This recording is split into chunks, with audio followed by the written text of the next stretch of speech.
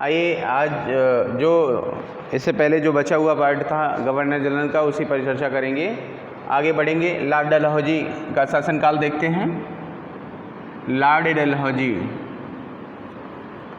डलहौजी की अगर बात की जाए तो लॉर्ड डलहौजी का जो शासन टाइम होता है गवर्नर जनरल के रूप में, तो वो होता है 1848 से लेके 1856। ये इसका टाइम होता है लॉर्ड डलहौजी का। और जहाँ तक लॉर्ड डलहौजी की बात है तो इसके समय की वो प्रमुख घटनाएं कौन कौन सी थी, तो इसके समय की पहली जो प्रमुख घटना है वो है राज्य हड़प नीति।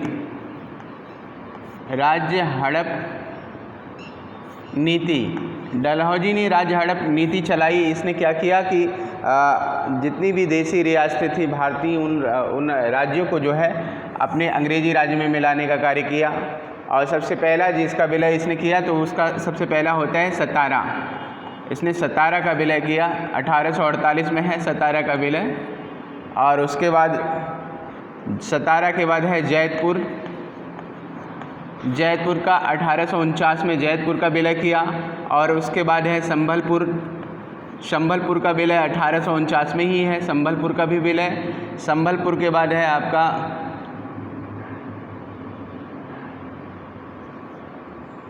बघाट। बघाट 1850 में है, बघाट 1850 में। फिर उदयपुर। उदयपुर आपका है 1852 में।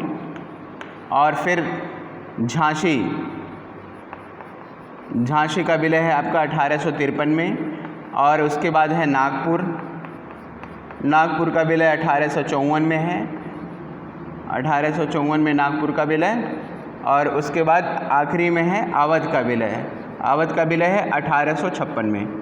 तो ये इनका क्रम है, सतारा, जैतपुर, संभल, बघाट, उदयपुर, झांसी, नागपुर और अवध। इस तरीके से ये इसको क्रम को नोट कर लीजिएगा, चूँकि क्रम हमेशा पूछा जाता है कौन किसका कब कैसे विलय किया गया है। अवध, यहाँ से एक इम्पॉर्टेंट प्रश्न बन सकता है, अवध का विलय किस आधार पर किया गया? तो अवध का विलय जो है कुशासन के आधार पर किया गया। कुशासन का आरोप लगाकर, कुशासन का आरोप लगाकर अवध का विलय किया गया। जिस समय अवध का विलय किया गया उस समय अवध का नवाब कौन होता है? तो उस समय अवध का नवाब हो जाता है वाजिद अली शाह। याद रखिएगा, वाजिद अली शाह। ये बड़ा इम्पोर्टेंट प्रश्न है, यहाँ से ज़रूर पूछा जाता है। और किसकी रिपोर्ट के आधार पर अवध का विलय किया गया, ये भी पूछा जाता है। तो आउट्रम की रिपोर्ट के आधार पर। किसकी रिपोर्ट के आधार पर? तो आउट्रम की रिपोर्ट के आधार पर जो है इसका विलय किया गया। ठीक है, अवध का विलय। किसका विलय करने से कोर्ट ऑफ डायरेक्टर ने मना कर दिया था, ये भी जानते रहिएगा, पूछा जाएगा। किसका विलय करने के लिए कोर्ट ऑफ डायरेक्टर ने मना कर दिया था? तो करौली का विलय करने के लिए। करौली का विलय करने के लिए कोर्ट ऑफ डायरेक्टर ने मना कर दिया था। तो यहाँ से बनने वाले जो भी क्वेश्चन रहे हैं उनके बारे में हमने आपको अभी बताया। अब इसके समय की अन्य प्रमुख घटना कौन सी है? तो इसी के समय में पहली बार रेलवे का चलन किया गया। और पहली बार जो रेलगाड़ी चलाई गई वो कहाँ से लेकर कहाँ चलाई गई? तो 1853 में पहली बार रेलवे का आविष्कार किया गया। तो 1853 में पहली बार रेल कहाँ से लेकर कहाँ तक चलाई गई?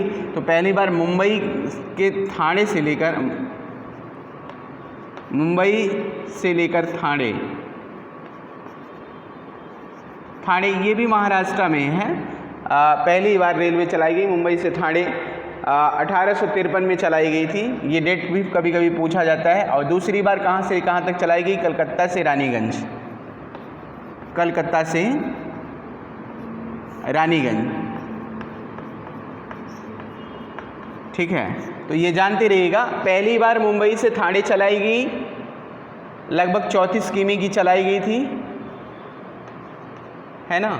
तो पहली बार ये, और दूसरी बार कलकत्ता से रानीगंज। जब भी पूछा जाए, अगर दूसरी बार थोड़ा सा डीप में जाएगा तभी पूछेगा, अदरवाइज जैसे नहीं पूछेगा। तो ये जानते रहिएगा कि दूसरी बार कहाँ से लेकर कहाँ तक चलाई गई? तो कलकत्ता से रानीगंज चलाई गई। और इसी के समय में डाक तार व्यवस्था का भी प्रारंभ हुआ। डाक व्यवस्था डाक व्यवस्था में ये किया गया कि अब 2 पैसे की दर पर कोई भी व्यक्ति टिकट लगाकर जो है कहीं भी अपना लेटर भेज सकता था। तो डाक व्यवस्था की शुरुआत किसके समय में हुई, ऐसे भी क्वेश्चन पूछा जा सकता है। अगर ऐसा क्वेश्चन पूछा जाता है तो इसका सही आंसर हो जाएगा लॉर्ड डलहौजी। और विद्युत तार का भी प्रारंभ इसी के समय में हुआ। विद्युत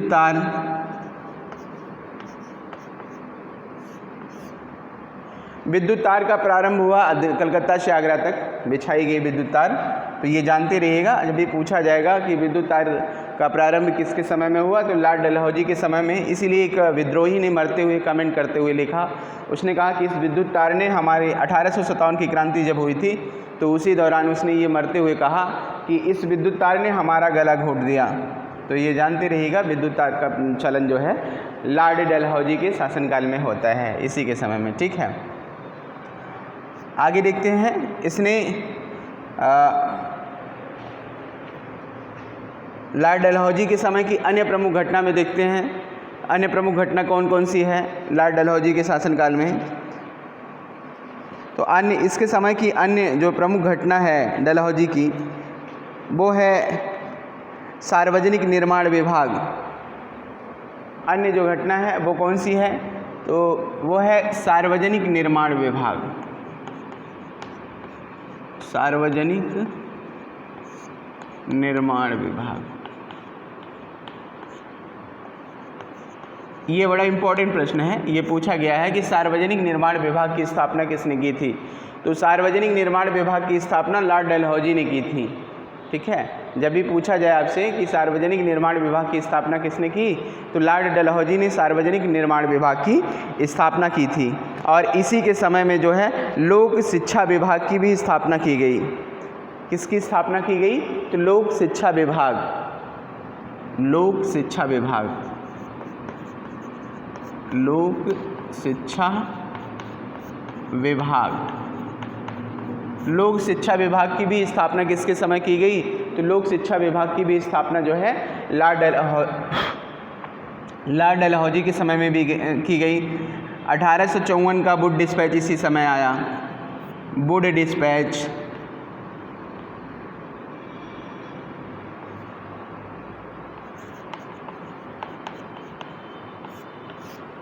ठीक है, वुड डिस्पैच किस समय का है तो 1854 का शिक्षा पर आया है।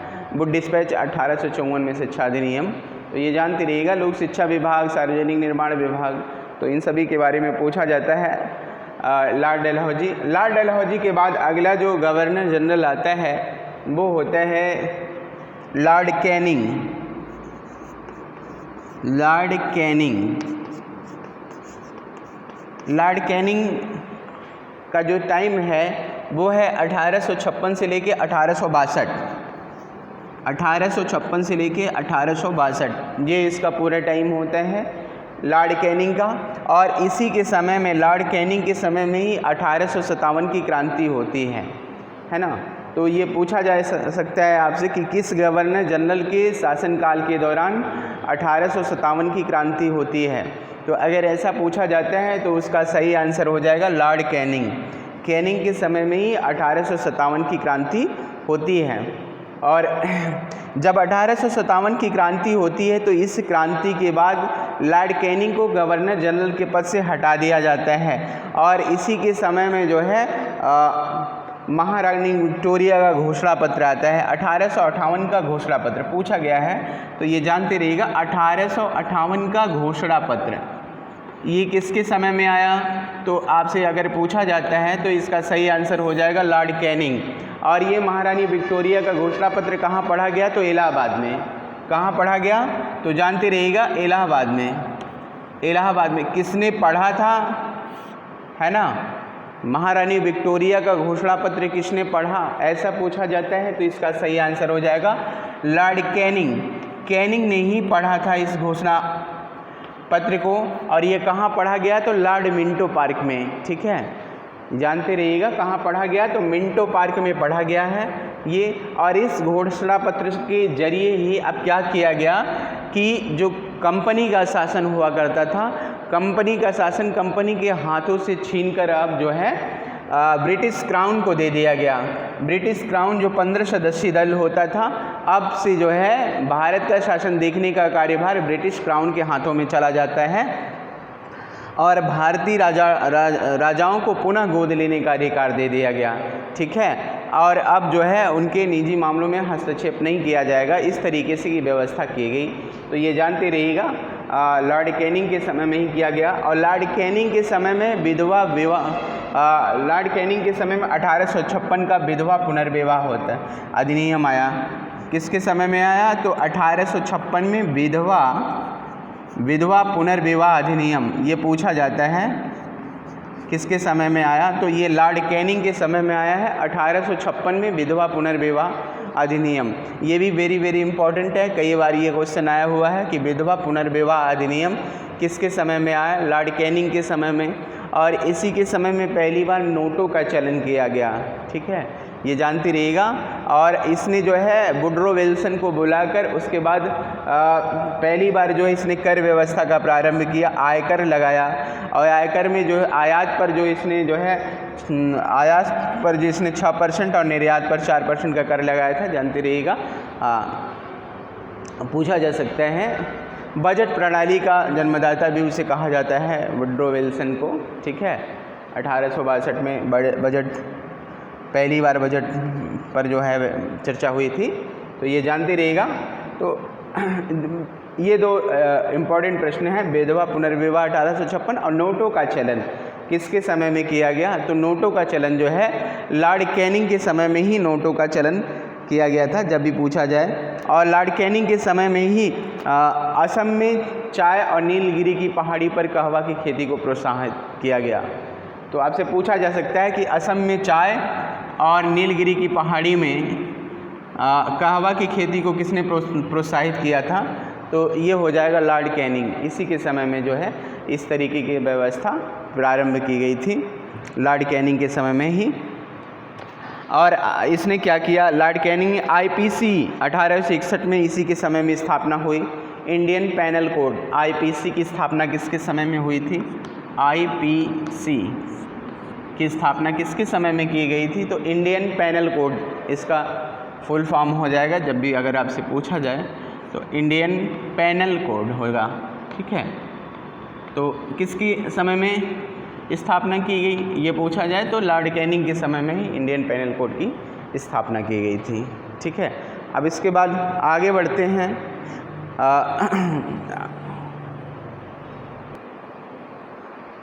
आइए अब आगे देखते हैं। लॉर्ड कैनिंग के समय में एक और प्रमुख घटना ये थी कि ये पहली बार इसे 1858 के अधिनियम से गवर्नर जनरल से हटाकर वायसराय का पद बनाया गया। किसका? वायसराय का। आपसे पूछा जा सकता है कि प्रथम वायसराय किसे बनाया गया? तो प्रथम वायसराय हो जाता है लॉर्ड कैनिंग। कैनिंग को ही 1858 के अधिनियम से प्रथम वायसराय बनाया जाता है। ठीक है, तो यहाँ से क्वेश्चन और बड़ा अच्छा पूछा जा सकता है। वो ऐसा क्वेश्चन बन सकता है कि वो कौन सा ऐसा गवर्नर जनरल होता है जो गवर्नर जनरल और वायसराय दोनों था? तो गवर्नर जनरल और वायसराय दोनों लॉर्ड कैनिंग होता है, इसका सही आंसर हो जाएगा। इस बात को जानते रहिएगा, जब भी पूछा जाए तो आप बता सकते हैं। ठीक है, और इसी के समय में कैनिंग के समय में ही 1857 में लंदन विश्वविद्यालय की तर्ज पर 3 विश्वविद्यालय बनाए गए। तो भारत के सबसे प्राचीन विश्वविद्यालय यही माने जाते हैं। कौन कौन? कलकत्ता, मद्रास और बम्बई में 3, कलकत्ता, मद्रास और बम्बई। मद्रास और बम्बई में जो है 3 विश्वविद्यालयों की स्थापना की गई। किस विश्वविद्यालय की तर्ज पर? ऐसे पूछा जा सकता है क्वेश्चन कि किस विश्वविद्यालय की तर्ज पर जो है कलकत्ता, बम्बई और मद्रास में विश्वविद्यालय की स्थापना हुई? तो लंदन विश्वविद्यालय की तर्ज पर। और कब हुई? 1857 में। ठीक है, तो ये जानते रहिएगा सबसे प्राचीन। उसके बाद जो है आपका 16 में है BHU बनारस हिंदू विश्वविद्यालय, और उसके बाद 1887 में इलाहाबाद विश्वविद्यालय होगा आपका, फिर अलीगढ़ 1920 में। इस तरीके से विश्वविद्यालय की स्थापना हुई है। जब चलेंगे कभी उसके बारे में तो फिर बताएंगे। ठीक है, अब लॉर्ड कैनिंग के बाद अगला जो गवर्नर वायसराय होता है, अभी तो अब क्या किया गया कि जो गवर्नर जनरल का पद होता था उसे समाप्त करके वायसराय बना दिया गया। तो अब जब भी जो भी होगा वो वायसराय होगा, ना कि गवर्नर जनरल, ठीक है। तो अगला जो वायसराय होता है वो कौन होता है? तो लॉर्ड एल्गिन प्रथम होता है। कौन होता है? तो लॉर्ड एल्गिन प्रथम होता है, ठीक है। एल्गिन प्रथम का जो टाइम होता है, लॉर्ड एल्गिन प्रथम का 1862 से 63, मात्र 62 से 63 1 वर्ष के लिए ये होता है। इसने वहाबियों के आंदोलन को दबाया, ठीक है। इसके समय की जो प्रमुख घटना है पूछा जाए तो इसने वहाबियों को दबाया, ठीक है, जानते रहिएगा, वहाबियों को दबाया। जब भी अगर पूछा जाए तो ये जानते रहिएगा किसने वहाबियों को दबाया था, तो ये हो जाएगा लॉर्ड एल्गिन प्रथम, ठीक है। इसके समय की एकमात्र यही मुख्य घटना है। उसके बाद एल्गिन प्रथम के बाद अगला होता है लॉर्ड लॉरेंस। इसका पूरा नाम होता है सर जॉन लॉरेंस।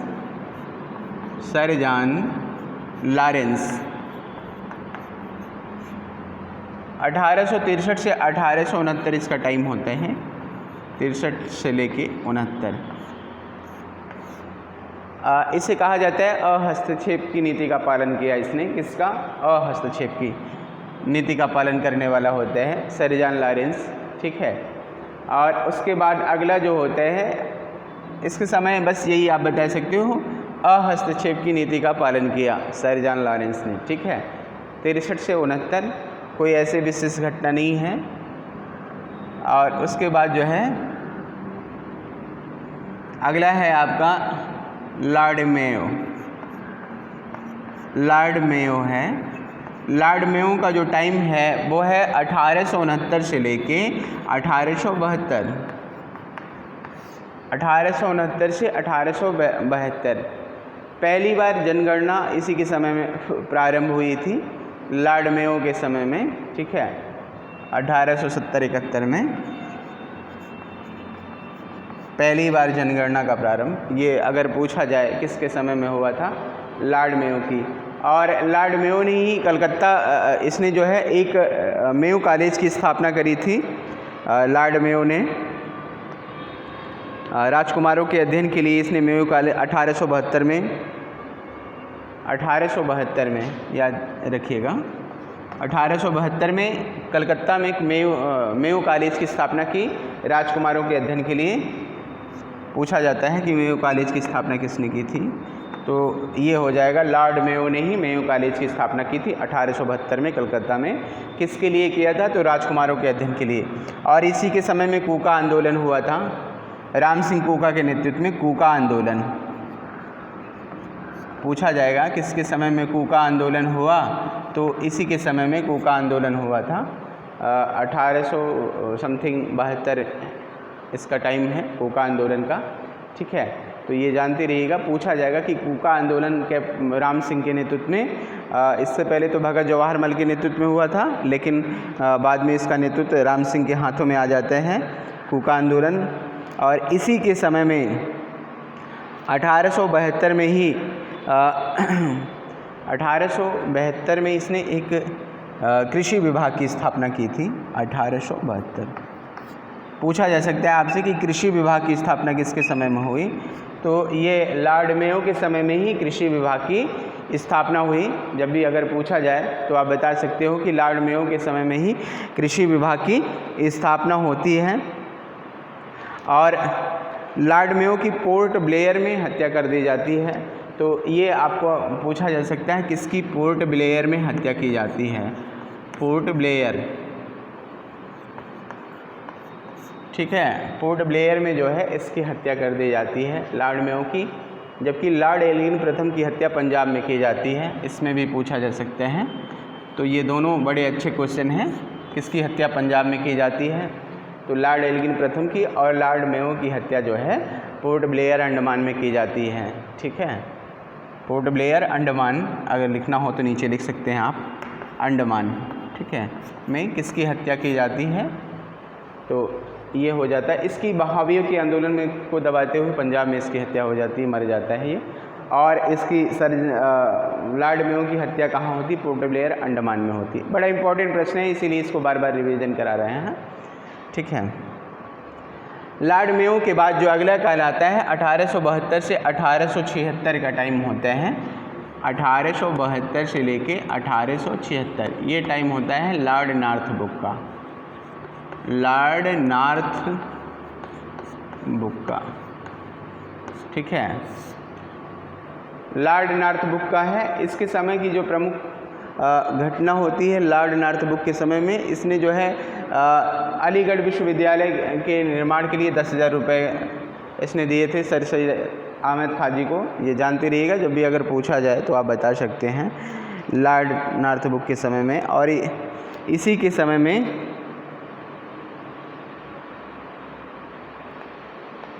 समय में जो है बिहार का अकाल पड़ता है लॉर्ड नॉर्थब्रुक के समय में। 1872 में ही बिहार में एक अकाल पड़ा, बिहार का अकाल,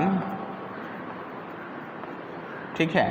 तो सबसे मुख्य जो इम्पोर्टेंट प्रश्न है वो यही पूछा जा सकता है कि इसके समय में जो है वो अलीगढ़ मोहम्मडन इंग्लो ओरिएंटल कॉलेज की स्थापना हुई, तो जिसकी स्थापना के लिए 10,000 रुपये का दान किसने दिया? तो लॉर्ड नॉर्थब्रुक ने ही दिया था, ठीक है। जानते रहिएगा, दो प्रमुख घटनाएं हैं लॉर्ड नॉर्थब्रुक के समय की। और उसके बाद जो अगला टाइम आता है लॉर्ड नॉर्थब्रुक के बाद 1876 से 1880, 1876 से 1880 ये टाइम जो होता है वो होता है लॉर्ड लेटन का। किसका होता है? तो लॉर्ड लेटन का ये टाइम होता है। लॉर्ड लेटन के बारे में ये कहा जाता है कि ये साहित्य जगत में ओवन मेरीडीथ के नाम से जाना जाता था। ये एक साहित्यकार, नाटककार, उपन्यासकार था, ठीक है। पूछा जा सकता है कौन एक साहित्यकार, निबंधकार, उपन्यासकार था? तो ये हो जाएगा लॉर्ड लेटन, यही साहित्यकार, उपन्यास और निबंधकार था, ठीक है। तो और साहित्य जगत में किस नाम से जाना जाता था? तो साहित्य जगत में इसको ओवेन मेरीडीथ के नाम से, ओवेन मेरीडीथ के नाम से मेरीडीथ के नाम से जाना जाता था। ये आपसे पूछा जा सकता है कौन ओवेन मेरीडीथ के नाम से जाना जाता है? तो लॉर्ड लेटन जाना जाता है। और लॉर्ड लेटन के समय में की जो प्रमुख घटना की अगर बात की जाए तो इसके समय की जो प्रमुख घटना है 1878 का वर्नाकुलर प्रेस एक्ट। इसने 1878 में इसने वर्नाकुलर प्रेस एक्ट लाया। देसी भाषा समाचार अधिनियम पर इसने बैन लगा दिया था। और जो इसका 1878 के वर्नाकुलर प्रेस एक्ट की जो शिकार पत्रिका हुई वो होती है अमृत बाजार पत्रिका। अमृत बाजार पत्रिका ये किसकी है? शिशिर कुमार घोष की है अमृत बाजार पत्रिका। तो इसका शिकार होती है अमृत बाजार पत्रिका। और अमृत बाजार पत्रिका ने ही क्या किया, इससे बचने के लिए इसने अपनी भाषा को रातों रात जो है बदलकर इसने अंग्रेजी कर लिया था। तो ये पूछा जा सकता है किसने अपनी भाषा रातों रात बदलकर जो है अंग्रेजी कर लिया? तो अमृत बाजार पत्रिका, इसी ने जो है बंगाली से अपनी भाषा बदल के रातों रात क्या कर लिया था? अंग्रेजी। ये जानते रहिएगा।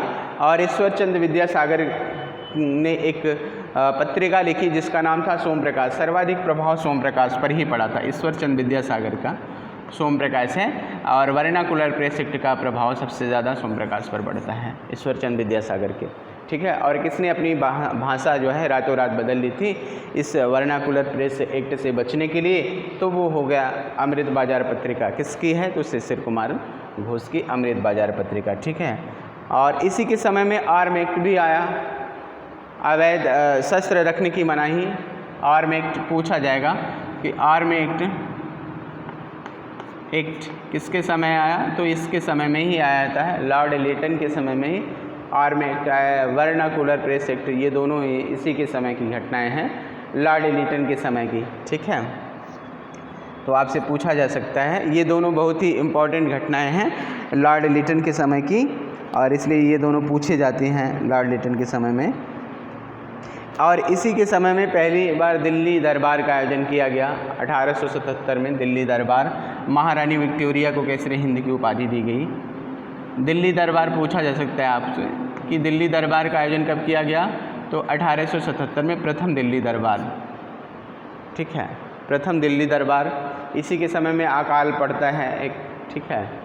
तो ये मुख्य घटनाएं लॉर्ड लेटन के समय की हैं, पूछा जा सकता। सबसे मुख्य घटना तो यही है, वर्नाकुलर प्रेस एक्ट किसके समय में, किस गवर्नर जनरल के समय में वर्नाकुलर प्रेस एक्ट आया था। अगर ऐसा पूछा जाता है तो उसका सही आंसर हो जाएगा लॉर्ड लेटन। ये सबसे मुख्य इंपॉर्टेंट प्रश्न है और दिल्ली दरबार भी है, ठीक है। तो इस तरीके से दिल्ली दरबार के बारे में भी पूछा जा सकता है और इसके बारे में। लॉर्ड लिटन के बाद जो अगला गवर्नर आता है वो होता है लॉर्ड रिपन। लॉर्ड रिपन, इसका जो टाइम होता है वो होता है आपका 1880 से 84, 80 से 84। लॉर्ड रिपन का टाइम पूछा जाए कब से लेकर कब तक माना जाता है, तो 1880 से लेकर 84। सबसे लोकप्रिय गवर्नर जनरल होता है, ये पूछा जाएगा आपसे कि सबसे लोकप्रिय गवर्नर जनरल कौन था, तो सबसे लोकप्रिय गवर्नर जनरल जो होता है वो आपका होता है लॉर्ड रिपन। ये सबसे लोकप्रिय होता है।